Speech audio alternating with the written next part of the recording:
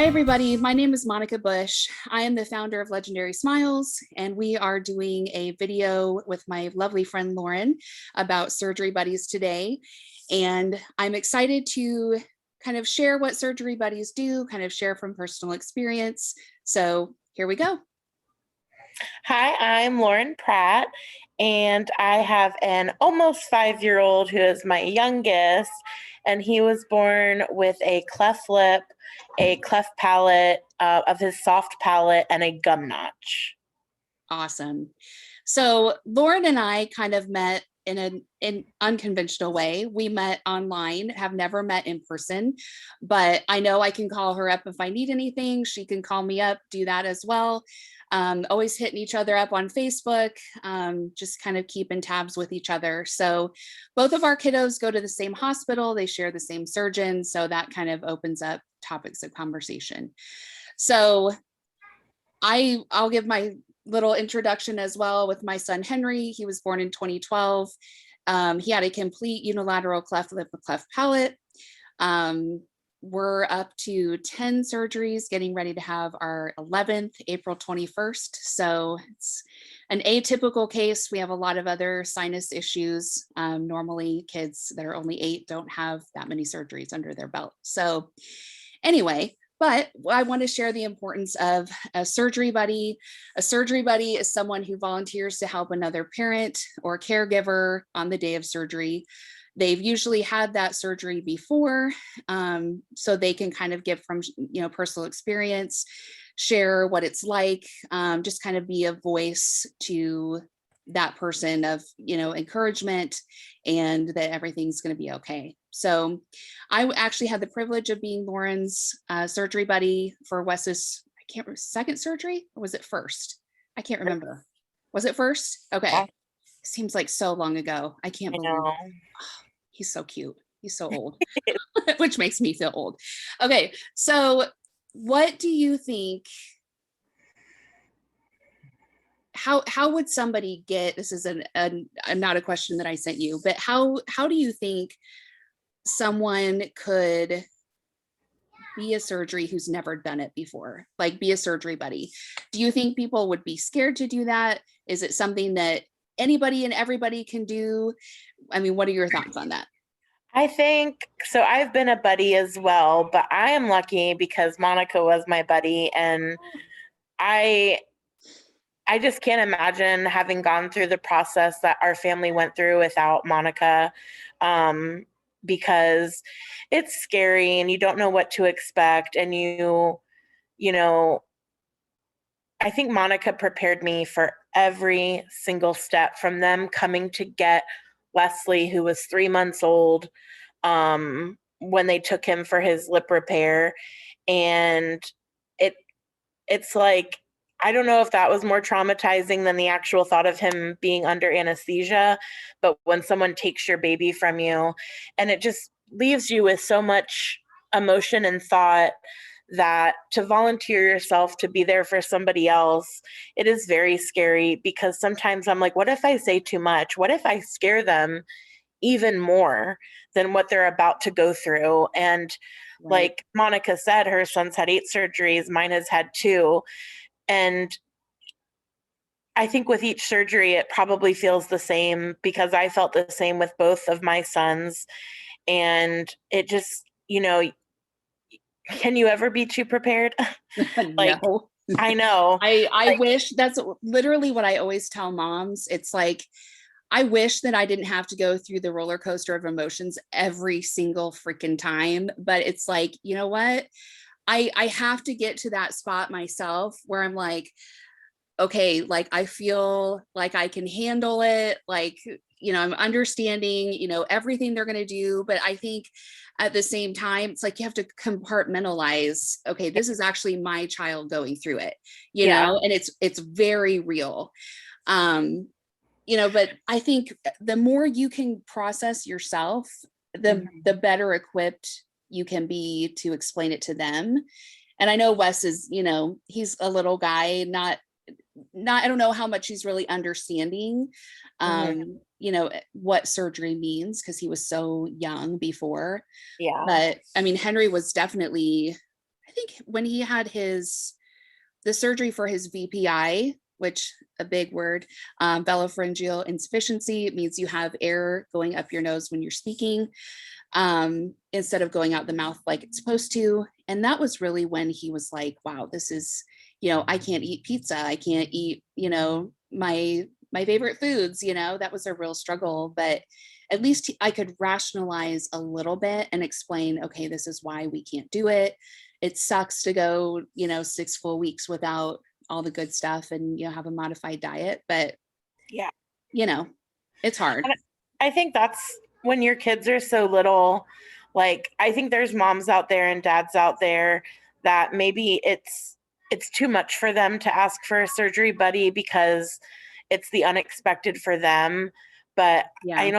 I don't know. I'm sure there's other people like they're out there like me. I have severe anxiety and depression, and I don't think I could have done it without you. Even having my husband as my support, there were just so many things that you prepared me for and filled me in on that I didn't have my son to talk about it with and tell him it's going to be okay. So it was almost like you were my mom and I was your child, like going through it, and you were preparing me and telling me it's going to be okay. Like, it's going to be okay. It's going to be okay. And if I can kind of go off a little bit, so I joined a cleft support group. I did not know I was pregnant. I went in for an ultrasound, found out I was 20 weeks. And very casually, the ultrasound tech said, "Oh, and I think he has a cleft lip," and just kept talking. And what? I was like, what is happening right now? Mm-hmm. And my husband's smiling because they just told us we were having another boy.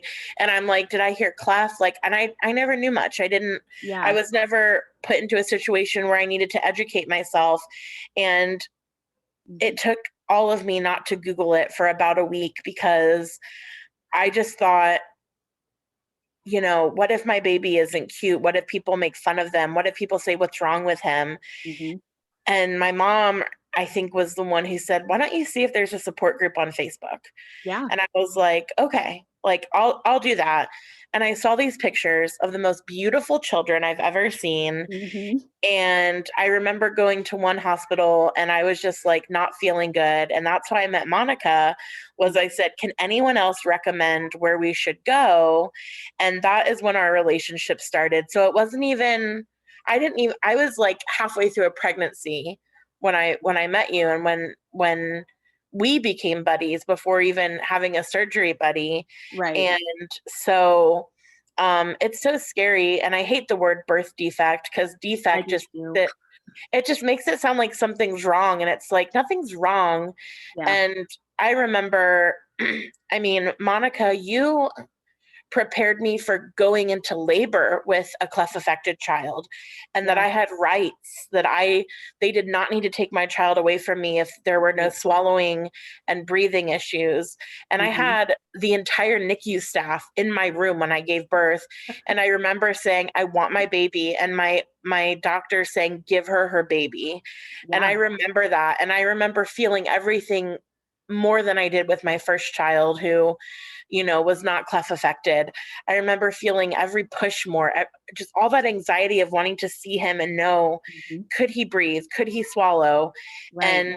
And you're I guess what I learned most about being a buddy, and what I hope I can pass on to other moms, either before they have their child that will be cleft affected, is you're their advocate. Yes. And you can educate. Yeah, like you need to educate and prepare yourself before even giving birth if you can. And I know some moms and dads don't have that luxury, and it comes as a surprise with birth, but you need to fight. Like, you just need to fight, and you start that. And I remember people like saying like, oh, he's so cute now, look at that smile. And it's like, I think Monica said, you're gonna miss that smile. And I thought, but how could I miss something that's going to give him speech problems and has like, food's always coming out. And I still look at those pictures and I think, I love that first smile. And these are all the things you get from a cleft buddy. You get all these things that you don't think, like take all the pictures you can. And I'm so glad we did newborn pictures. And I've seen moms ask, should Mhm. I do newborn pictures or should I wait? And it's like, take them. Mhm. You Yes, want to remember this. absolutely. Absolutely. It's your baby. You should Yeah, be proud. I mean, and like you said, like the word defect is so negative, and I it hate is. that so much. And I think it's normal, like to fear all of those things. Like people are going to look at them, you know, but at the end of the day, it's how we view them and how they view themselves. And we're the ones that help with that confidence, you know? And if we can be honest and we can do our research and we can and I think that overflows into surgery buddies too. You know, I know you appreciated my honesty and I didn't want you to be like, oh my gosh, nobody told me this. Like, how am I supposed to, you know, like I'd rather you be over prepared than under prepared. And then, because you know how hard it is, even if you think you're mentally prepared to go in, seeing your baby in that state, giving them away, first of all, Yeah. is like, oh my gosh, like a piece of my heart is back in the OR. You know, how do you get past those feelings of panic and anxiety and wanting to run back in there to rescue them and take them away from a horrible experience? But it's so bittersweet because you can't do that. You know, you as a cleft mom, you know they need the surgery, you know it will benefit them, but at the same time, it's really hard to, you know. And I was like you, I didn't want to get, you know, I didn't want to see his new smile. I was happy with the smile that we had. But, you know, as I was processing things during my pregnancy, I thought, well, can't we just like have my C-section and close him up at the same time? Like, why do we have to wait? And then you see that smile, it's like, oh my gosh, like I can't even imagine, you know, that changing. And then you're at surgery already. So, and I think the first surgery when they have that lip closed is just such a drastic Oh surgery. yeah. You know, it's not like, Changes their face so much. yes. And I think that's why people need to educate in the cleft community that no, this is not just a one and done surgery. Mhm. Um, Lots of people have surgery, right? You know, I don't even know how many surgeries I've had. But this is such a complex thing. It's not just closing lip tissue. It's you're bringing another child back to me. Like they look Yeah. completely different. And then you see them hooked up to wires and, you know, they're in pain and they're suffering and they're crying and, you know, all you want to do is pick them up and you can't for a little bit. So Mhm. I Yeah. think I think surgery buddies are vital. That's why I always, you know, make sure that I make myself available, even if it is, you know, a first surgery. I think that's worth it. Um, yeah, I think just offering that to, you know, pay it forward is beneficial. So I do too. And I think sometimes what I like to say is let me know when I'm sharing too much because like I said, yes, I don't want to overshare and scare somebody, either an expecting mom or a new mom or a new to a cleft mom. yes, I'm thankful that I had already had a child, so at least I knew what I was dealing with. But absolutely. I didn't have a cleft child, so I needed someone. And I think I remember you even saying, like, can I be honest? And can I be honest about things? Because, you know, when you first see them after the lip repair, there's, you know, stitches and there's so much puffiness. Yep, And it's like, oh my goodness. And like, yep, I knew what to expect for everything. Like, okay, well, you're not going to sleep at all that night because you're going to be holding them. And you know what? And right. I even remember you telling me you could be giving him all of the cuddles in the world and snuggles. Hmm. It's not going to fix it and he's going to be in pain. And Right, so I knew that I was doing everything I could, but it was just part of the process. right, And I think that's it, is that you would, you know, at least before sharing something, you would always like, you know, can I be honest? Because there is a lot. It's a lot to take in. And, you know, even I don't know. It's just, and you kind of go through it again with each mom when you volunteer. It's like mhm, you take them under your wing, and that's like, you're my new sister. This is my new niece or nephew, exactly, and I'm exactly. gonna walk you through this process. Yes, And very much. and that's kind of what the community is like. I've you know, I've met Surgery Buddies, and I am friends with them on Facebook, and I've seen their kids grow up just like Monica's seen Wesley grow up.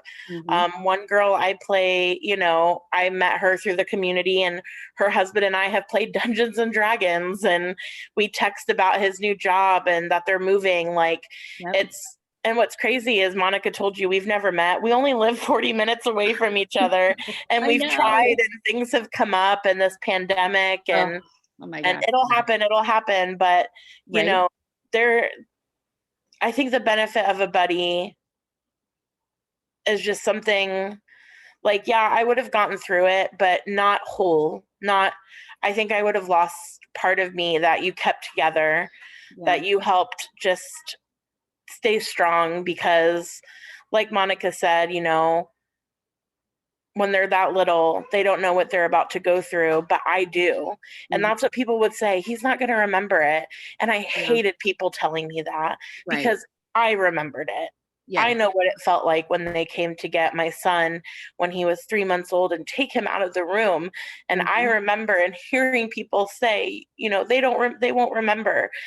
That's not what you need to hear. You need somebody who's gone through this and can tell you, like, it will be painful, but it is worth it.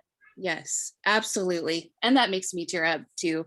It's like you need those people who are going to be honest and say, look, this is really how it is. And I'm not going to sugarcoat it. And I think that too, just from being a buddy. Like, you can kind of tell, okay, this person's they maybe need a little bit more hand holding, like they need me to go above and beyond, maybe if I don't hear from them, who knows what's going on. But just like to have that text, or, just be a phone call away, say, I'm checking in, maybe they haven't gotten an update back, but you kind of can gauge who's going to need more attention on that day.